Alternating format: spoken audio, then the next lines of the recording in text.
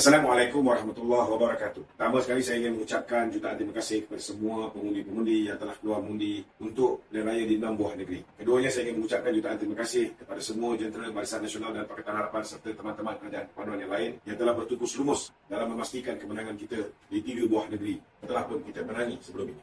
Saudara, saya tahu bahawa tidak mudah untuk teman-teman khususnya daripada UMNO dan Barisan Nasional, di antara kita mungkin ada yang masih sukar untuk menerima kerjasama baru ini. Saudara, kerjasama baru bersama dengan Pakatan Harapan khususnya DAP ini jelas telah memberikan impak yang besar terhadap sokongan orang Melayu itu sendiri terhadap UMNO dan Barisan Nasional. Namun, saya yakin bahawa apa yang kita lalui ini bersifat sementara dan 8 bulan belum cukup untuk kita yakinkan ke semua ahli-ahli UMNO khususnya untuk menyokong rakan-rakan daripada Pakatan Harapan. Sungguh pun begitu, kita juga tidak nafikan ada di antara rakan-rakan daripada masyarakat Cina khususnya dan segelintir masyarakat India yang hari ini mengambil keputusan untuk tidak keluar mengundi. Ada di antara mereka juga masih janggal untuk mengundi rakan-rakan Barisan Nasional dan ada di antara mereka yang tidak keluar mengundi kerana ada segelintir di antara mereka yang tidak meletakkan peri pentingnya pilihan raya negeri dan pilihan raya kecil ini. Saya yakin saudara, walaupun hari ini kita membayar harga yang mahal setelah bekerjasama dengan rakan-rakan Pakatan Harapan, tetapi untuk jangka masa panjang, ianya akan memberikan manfaat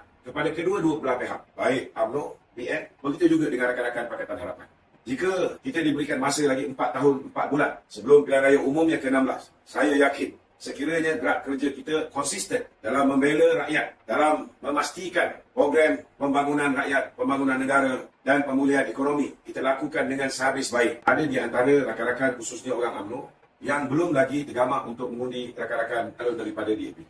Kerana sudah sekian lama dimomokkan seolah-olah DAP ini ingin mengancam kedudukan hak istimewa Melayu, kedudukan Islam sebagai agama persekutuan, kedudukan bahasa Melayu dan kedudukan gaji-gaji Melayu. 8 bulan memang tidak cukup untuk kita memberikan penjelasan ke akar umbi. Namun, 4 tahun 4 bulan yang berbaki sebelum pilihan raya umum ke-16 ini, insya-Allah kami di Komunikasi UMNO Malaysia dan Sekretariat Media Perpaduan, kita akan pastikan mulai daripada detik dan saat ini kita akan turun ke bawah untuk memberikan penjelasan dengan sejelas-jelasnya bagi memastikan menjelang pilihan raya umum ke-16 setidak-tidaknya 80% pengundi-pengundi yang mengundi Barisan Nasional akan memberikan juga sokongan mereka kepada calon-calon daripada Pakatan Harapan. InsyaAllah saudara, 5 tahun lebih daripada cukup untuk kita yakinkan bahawa DAP tidak mengancam. Yang mereka patut tahu ialah musuh sebenar negara ini ialah mereka yang mengamalkan politik pecah belah, mereka yang mengamalkan politik adu domba dan mereka yang merosakkan setiap negeri yang mereka tabik. Sehubungan dengan itu, saudara, saya yakin sekiranya rakyat Malaysia terus memberikan sokongan padu kepada kerajaan Madani hari ini untuk melakukan yang terbaik dalam usaha untuk memulihkan negara ini, insya-Allah saudara, kita akan bawa Malaysia menjadi sebuah negara yang jauh lebih gemilang daripada sekarang.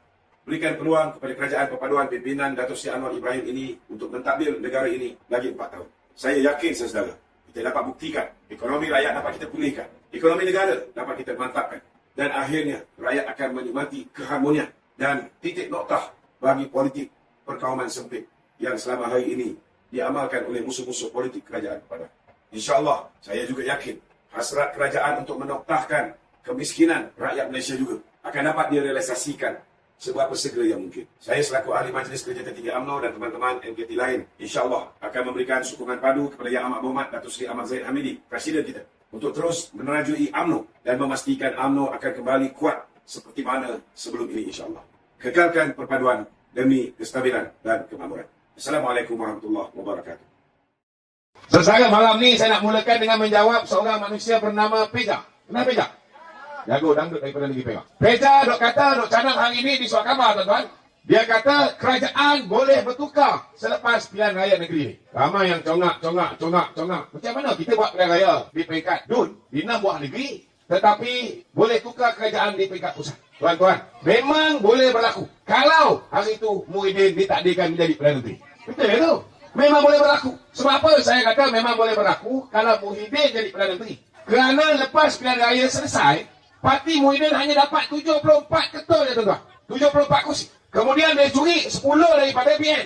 Dia tak tahu dah ada akta anti lompat parti. Dia tak tahu bahawa kalau kita nak tarik sesebuah parti, memang boleh. Tapi ianya mesti secara end-top. Itu yang dia kata walaupun ada akta lompat parti, kerajaan boleh ubah. Kenapa boleh ubah? Kalau Muhyiddin jadi Perdana Menteri. Kalau ketika itu tuan-tuan, tak ada akta anti lompat parti, campur 10 orang daripada BN, campur daripada GPS di Sarawak. Sebab GPS ni saudara, Hishamuddin terusin fly pergi berjumpa dengan Abang Johari, Abang Openg, Premier Sarawak. Dia beritahu bahawa BN sudah bersetuju nak menyokong Perikatan Nasional.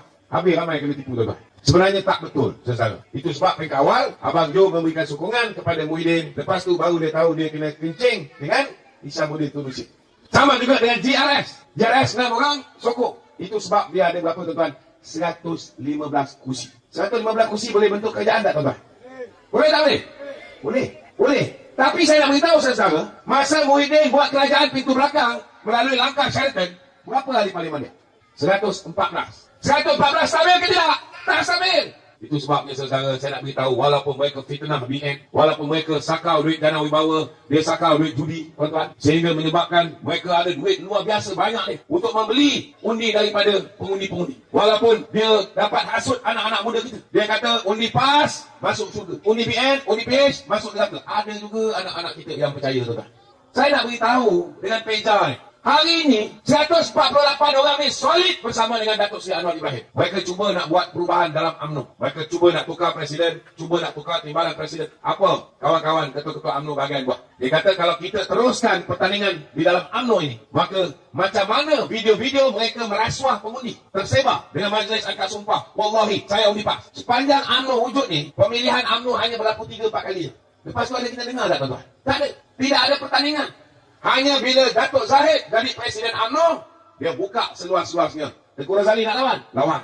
Khairi Jamaluddin nak lawan? Lawan. Betul tak? Tuan-tuan, orang yang dah takut sangat, macam Tun Dae, macam Mahathir ni tuan-tuan, kalau dia boleh selamatkan dengan menukar kerajaan, agak-agak tuan-tuan, dia belanja tak duit untuk jahanamkan Presiden kita dalam pemilihan parti. Confirm, kita nampak benda ni. Itu sebab kita usulkan supaya jawatan Presiden dan timbalan tidak dipertandingkan.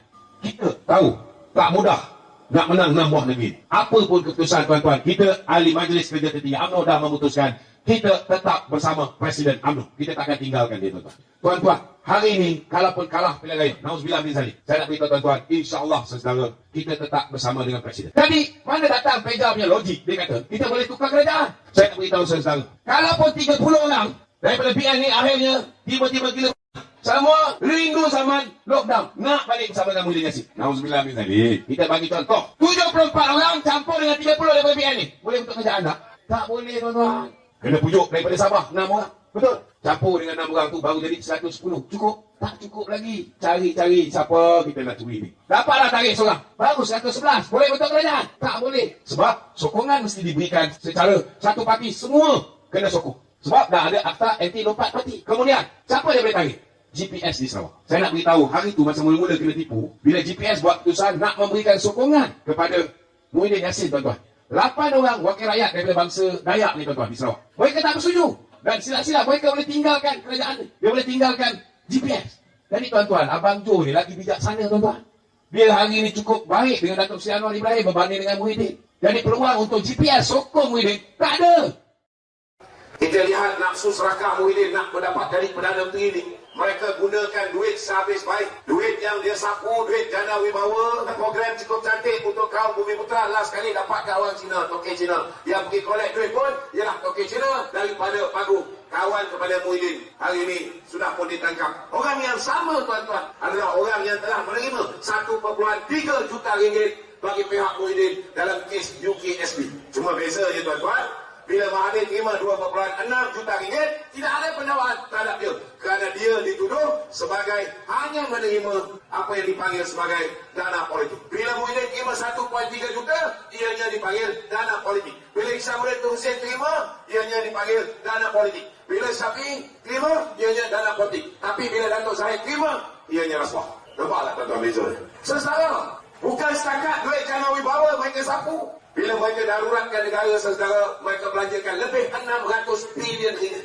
Ketika dia nak dapatkan 600 lebih bilion ini, tuan-tuan, daripada kajian yang dibuat oleh pihak SPRM Siasatan, 92.5 bilion, tuan-tuan, datangnya daripada perbelanjaan kerajaan itu sendiri. Yang lain ni daripada duit KWSP, duit itu, duit itu. Maka setelah disiasat, didapati. Punca macam mana SPRM siasat ini bukan kerana baik pihak PH ke, pihak BN ke membuat laporan polis, tak ada. Puncanya kebodohan mereka juga. Sebab apa saya kata puncanya kebodohan mereka? Kerana bila ada kuasa, tuan-tuan, Mereka salah gunakan kuasa ni, kemudian duit yang mereka dapat ini, mereka gunakan sehabis baik untuk merasuah pengundi-pengundi sampai ianya dilakukan secara terang-terangan. Semua video yang mereka bagi pengundi, baik yang bagi RM150, bagi RM350, yang dia bagi dekat pagu mungkin tak keluar, yang kat Larut sampai RM1,000 tak keluar. Tetapi bila ada siasatan pihak SPRM, 90 orang tuan-tuan yang menerima duit daripada Perikatan Nasional setuju beri keterangan. Selepas 90 orang setuju beri keterangan di Sarawak, lebih kurang 10 orang yang memberikan dana kepada Parti Bersatu Perikatan Nasional telah tampil setuju bagi keterangan kepada pihak SPRM. Barulah terbongkar Sarawak. Duit yang diterima oleh Wang Saiful Ranjab, baru terbongkar duit yang diterima oleh ketua ataupun timbalan ketua Bersatu Adik Kepung, iaitu saudara Adam Radlan yang merupakan sepupu kepada menantu Tan Sri Muhyiddin Yassin. Barulah terbongkar penglibatan Tan Sri Muhyiddin Yassin, penglibatan toke daripada paguh tadi. Puncanya mereka melakukan rasuah berskala besar kepada rakyat Malaysia yang tak pernah berlaku dalam sejarah Malaysia. Semuanya dirakam, sampaikan ada majlis akad sumpah, belum lepas pilihan raya dah ada majlis akad sumpah. Cuma beza dia, wallahi saya undi PAS. Wallahi saya undi PAS.